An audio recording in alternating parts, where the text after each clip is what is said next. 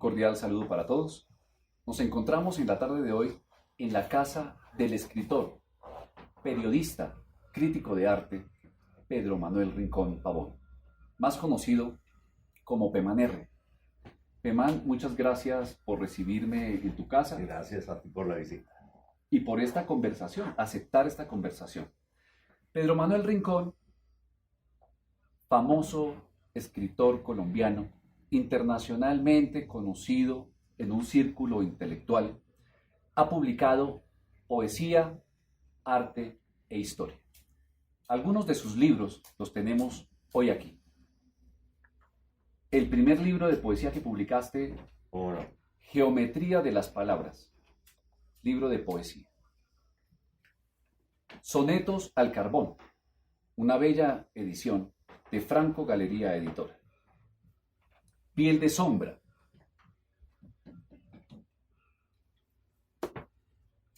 Sonetario 75.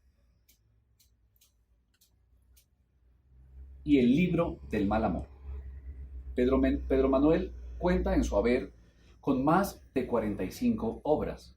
Aquí solamente tenemos un abrebocas para todos ustedes que nos ven y nos escuchan. En el tema artístico, de pintura, la Exposición Internacional de Grabado de Editorial Planeta, con textos de Pedro Manuel Rincón. También Diversidades Contemporáneas, Arte Colombia. En este libro se encuentran ensayos sobre crítica de arte. Y en el tema histórico, que es el que nos convoca principalmente en la tarde de hoy, Los Muertos del M, una semblanza de la vida de los hombres que han hecho historia en Colombia, historia política. Los Cuatro Maestros, Gerardo Molina, Antonio García, Darío Samper y Luis Vidales. Sus cuatro maestros. Y por último, el libro que es el eje central de estas conversaciones con Pedro Manuel. Las Vorágines de Rivera. Es una publicación de Uniediciones, un gran trabajo investigativo que es precisamente, repito, el libro que nos convoca y es el eje central de este conversatorio del día de hoy. Las Vorágines de Rivera. Recientemente publicado. Es una edición del año 2019. Perfecto. Maestro Pedro Manuel Rincón. Las Vorágines de Rivera, ¿cuáles fueron sus razones, sus motivos para escribir este libro? Bueno, en principio, debo decir que ese libro condensa un trabajo de investigación sucesivo desde 1973, cuando hice la primera publicación sobre el tema en Lecturas Dominicales del Tiempo. Las razones son varias. Primero, restablecer la verdad histórica en relación con unos sucesos que habrá oportunidad de comentar ahora. Segundo,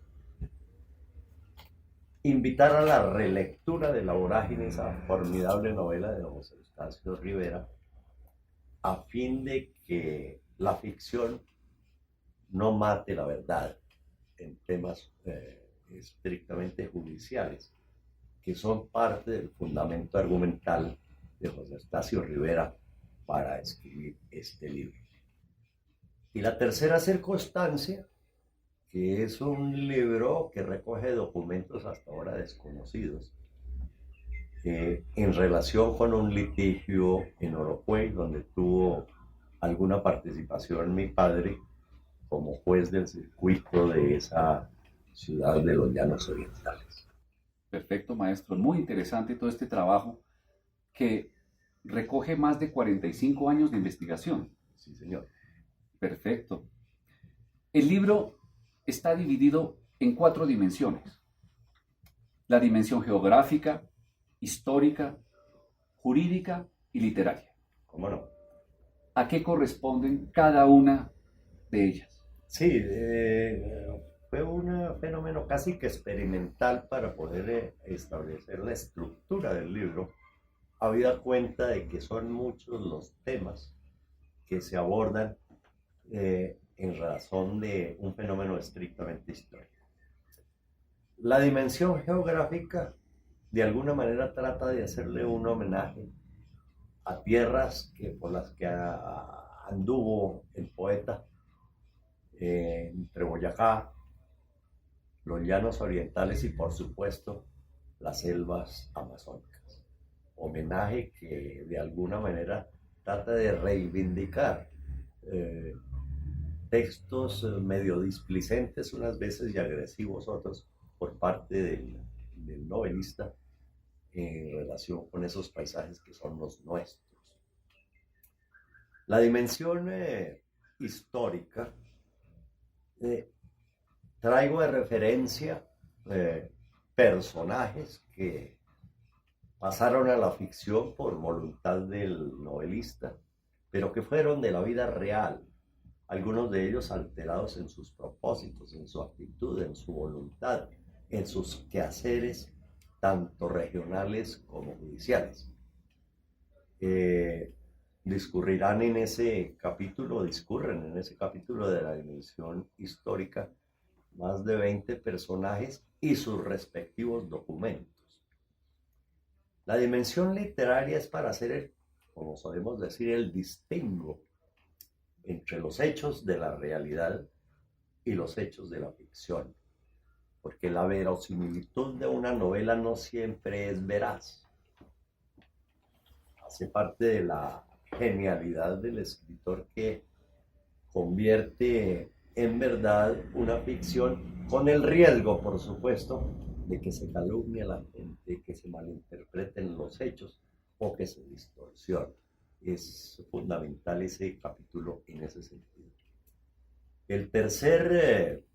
La tercera dimensión o tercer capítulo es el gran capítulo que hace relación a una región específica que es la de Orocue y Trinidad en los llanos del Casanare, donde por razón del oficio de abogado de José Eustacio Rivera, su recepción de un poder para mirar una sucesión cuantiosa, asiste al juzgado de Orocue, donde actúa mi padre como tal, y lo demás son quehaceres propios del proceso judicial que tiene también partes, demuestro yo con documentos de primera mano, donde se altera tanto el sentido de la justicia como el sentido de la organización social en paz de esa magnífica región del país. Finalmente, es la dimensión literaria, donde trato de hacer, como dije anteriormente, el distingo entre las virtudes que volvieron universal y famosa la novela La Vorágine, por la maestría de su autor, que también es un excelente poeta, un gran sonetista en tierra de promisión, y esa vida real que le tocó padecer, sobre todo la de su orgullo. Hago esa distinción con el propósito de que no se piense ni se crea, mucho menos, que el libro tiene como destino o como función la de denigrar de uno de los grandes de la literatura colombiana, cosa que no es cierta. Como en relación con la vida de José Eustacio Rivera, tengo que arrimar a muchas fuentes. Debo decir aquí que el único poeta colombiano que ha sido objeto de una obra magistral también de muchos años, de tipo rigurosamente académico, que se llama Horizonte Humano, de un autor chileno especializado en estos temas, y de la cual yo extraigo sus propias fuentes, que cito, por supuesto, para establecer, por ejemplo, comportamientos, actitudes, características de la personalidad, antecedentes de la niñez y la juventud del poeta Rivera, a fin de que todo eso sirva para hacer los presupuestos por los cuales hay actitudes temperamentales de José Eustacio Rivera en el juicio donde actúa y en el libro que prepara. Tengo entendido que el eje transversal del libro es un tema ético. Sí, por supuesto. José Eustacio Rivera, como abogado, funcionario del gobierno, ¿Cómo no? litigando en los llanos orientales. Esa es una de las faltas a la ética que estaban, por supuesto, consagradas en el Código de 1913, el Código colombiano, y que la señala con sanciones.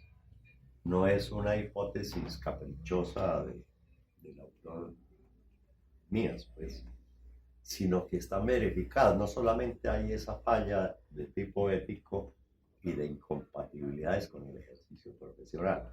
Esa es la primera. La segunda consiste en abusar de su jefe, el entonces ministro de gobierno, el doctor Juan de la Cruz Arundina,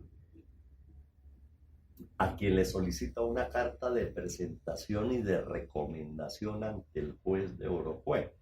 Tráfico de influencias, llamamos ahora, en las nuevas visiones de la sanción a la ética del comportamiento de los profesionales del derecho.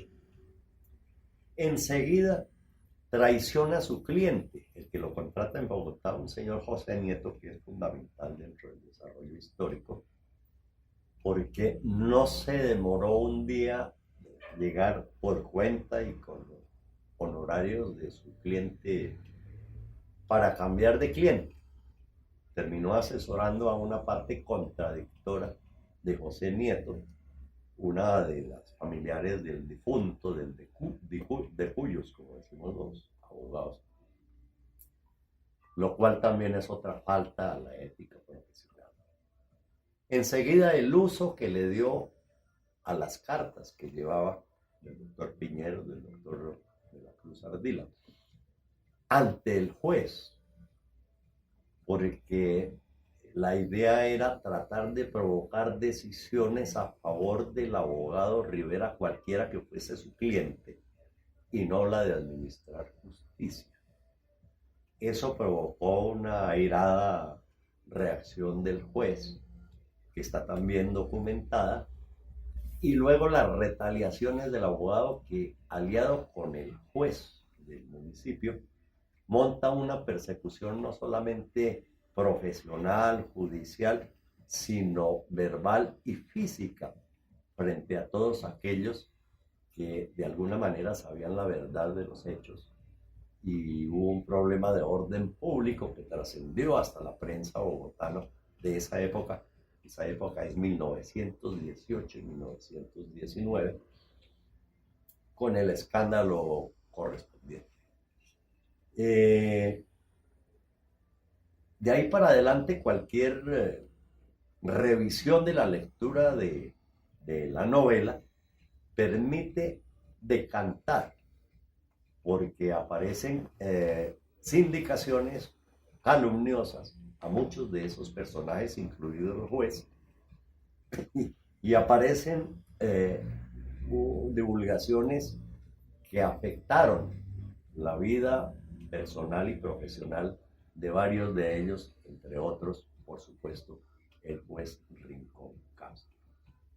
Increíble, ¿no? Pero por supuesto que hay una división entre el artista y su obra y la actuación profesional de José Eustacio Rivera. Queda muy claro en Las Vorágines de Rivera, que a propósito, lo recomiendo, lo encuentran en la librería Ibáñez en el centro de Bogotá. Carrera séptima con calle 12. Con calle 12C se llama ahora, es que nosotros los santafereños hablábamos de la calle real y de otras cosas. Que es un café jurídico y además es librería. Entonces lo pueden encontrar perfectamente. Encontramos también en esta obra un apéndice de copias facsimilares de documentos hasta ahora inéditos, sí, que hacen parte, hasta donde tengo entendido, de un archivo personal ¿Cómo no? Se encuentran las copias facsimilares de cada uno de los documentos que soportan todo el desarrollo de este libro, que nos invita a hacer una relectura de esa magnífica novela colombiana que nos habla del problema de los caucheros, de la Amazonía colombiana, del sur del país. La vorágine. Usted tituló Las vorágines de Rivera. Sí, por una razón. La primera razón es de tipo formal, que las vorágines de Rivera, según lo dijeron los críticos de la época, parecía un libro de relatos de viaje. Desde otro punto de vista, es muy autónoma y diversa la que se desarrolla en torno al juzgado, es decir, en Oropué y la llanura, en relación con la parte fundamental son las denuncias sobre los desórdenes de las caucheras en el sur, los conflictos con el Perú, etc. Entonces, desde ese punto de vista, son como tres vorágines.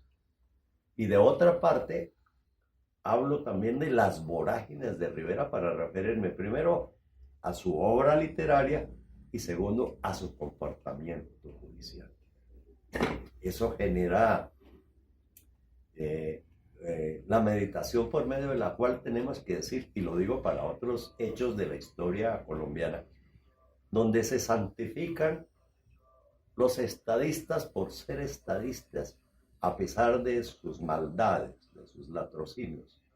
Se vuelven santos y héroes a personajes que por escribir un buen tratado de geografía no quiere decir que hubieran sido gentes decentes. Ese tipo de distinciones éticas son urgentes hacerlas en relación no solamente con los autores literarios, con los científicos, con los matemáticos, con Elkin Patarroyo, valga un ejemplo, etcétera, para saber cuál es el comportamiento social que permite decir fulano de tal es artista, pero es una persona de poco fiar. Maestro Pedro Manuel, muchas gracias nuevamente. Y para finalizar, una última pregunta. Ajá. ¿Cuál es la proyección de la obra? ¿A qué público está dirigida? Gracias por la visita, por los interrogatorios y por la ilustre información que lució durante este ejercicio, porque eso me halaga. Tiene muchos públicos, por supuesto. Tiene un público rigurosamente académico donde se deben revisar las etiologías, para decirlo de alguna manera, de las obras de literatura. Tiene un público regional, que es Boyacá, los llanos orientales, las mismas selvas amazónicas, hoy departamentos, y un público internacional también en ese concepto geográfico, en razón del negociado inicuo de las caucheras, que era un negocio tan transnacional como ahora el de la cocaína. Y tiene además otros espectadores curiosos, estudiosos de la literatura o literatos en sí mismos, para efectos de que rectifiquen a través de, insisto, una relectura de la novela y encontrar este tipo de verdades, no con el ánimo, también lo repito, de molestar a su autor, que ya tiene su propio pedestal, ni generar inquinas, sino encontrar el favor de la dignidad de la ética, para efectos de leer literatura, que también se necesita. Maestro Pedro Manuel Rincón, muchas gracias. Muchas gracias a todos los que nos observan, nos escuchan y comparten este video en sus redes sociales para que el conocimiento circule. Feliz tarde y muchas gracias. Muchas gracias. Gracias. Buenas noches a la ilustre teleaudiencia.